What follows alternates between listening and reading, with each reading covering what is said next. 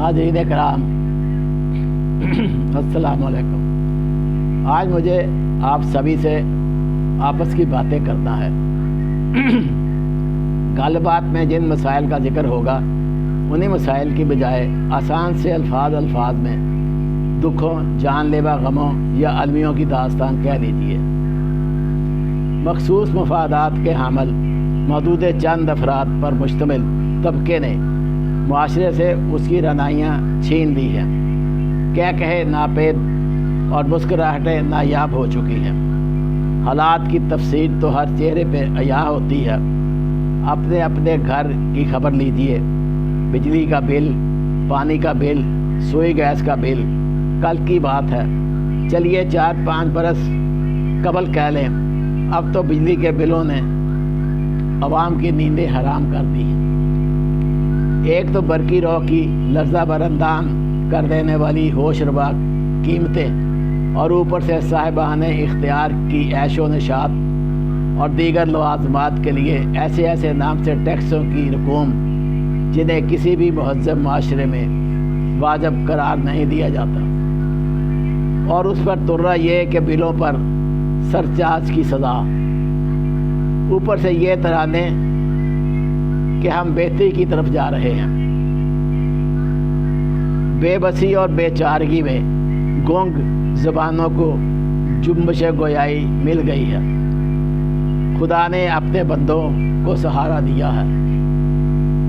درد دل رکھنے والے ایک سابق وفاقی وزیر گوہر اعجاز، جو ایپٹما پاکستان کے سر برآوردہ رہنما بھی ہیں، انہوں نے نعرہ حق بلند کر دیا کہ انڈیپینڈنٹ پاور پروڈیوسرز نام کے اداروں سے حکومت نے جو عقل و خرد سے آری بجلی کی خرید کے معاہدے کر رکھے ہیں، ان کے تحت ان اداروں کو ایسی باہری رقوم بھی ڈالروں کے حساب سے ہر ماہ ادا کی جاتی ہے، جن سے حکومت کو وہ ادارے نہ بجلی مہیا کرتے ہیں، نہ ہی حکومت ان سے بجلی خریدتی ہے۔ اور ان اداروں کو جنہیں مخفف الفاظ میں IPPs کا نام دیا گیا ہے، سالانہ لاکھوں ڈالر رقوم کیپیسٹی چارجز کے نام سے ادا کی جاتی ہے۔ خدا معلوم یہ معاہدات کس مخصوص اور مقربین حضرات نے کیے، کیوں کیے، اور یہ حقیقت بھی ابھی تک سیغہ راز میں ہے کہ ایسے اداروں کی تعداد کتنی ہے اور کون کون سے لوگ اور ہمدردان قوم ان کے مالکان میں شامل ہیں۔ سچی بات تو یہ ہے کہ ملک کے بے داغ سیاستدان امیر جماعت اسلامی پاکستان حافظ نعیم الرحمن نے بلند آواز کر کے بھاری اس پتھر کو ہمت و جرت کے ساتھ اٹھایا ہے۔ وہ فرماتے ہیں انڈیپینڈنٹ پاور پروڈیوسر سے معاہدہ کرنے والوں کے اثاثے منجمد کیے جائیں۔ یہ بات انہوں نے کراچی میں جماعت اسلامی کے ایک اجتماع اور اجتماعی دھرنے کے شرکا سے خطاب کرتے ہوئے کہی ہے۔ ان کا موقف ہے کہ بجلی کے ہوش ربا جو نرخ ہیں، بجلی کے بلوں کا مسئلہ حل ہونا چاہیے۔ یہ ملک کے 25 کروڑ عوام کا مسئلہ ہے جس نے لوگوں کی کمر توڑ دی ہے۔ بلا شبہ امیر جماعت اسلامی حافظ نعیم الرحمن نے ملک کے کروڑوں لوگوں کو IPPs اور حکومتی معاہدہ سازوں کے گٹھ جوڑ کی طرف توجہ دلائی ہے۔ جس تحریک کی نیند انہوں نے اٹھائی ہے، اس نے بجلی کے بلوں سے سہمے ہوئے معاشرے کو سنبھالا دیا ہے۔ اسی دوران عوامی اور سیاسی حلقوں کی طرف سے IPPs کی فہرست اور ان کے مالکان کے ناموں کی تشہیر کا غلغلہ اٹھا، اور مطالبہ ہے کہ جو مطالبہ کیا گیا ہے، حقیقت یہ ہے وہ ابھی تک سدا بصحرا بنا ہوا ہے۔ البتہ اخبارات کی وساطت سے IPPs کے بعد مالکان میں کچھ ارباب اختیار کے خونی رشتوں کے نام بھی منظر عام پر آئے ہیں۔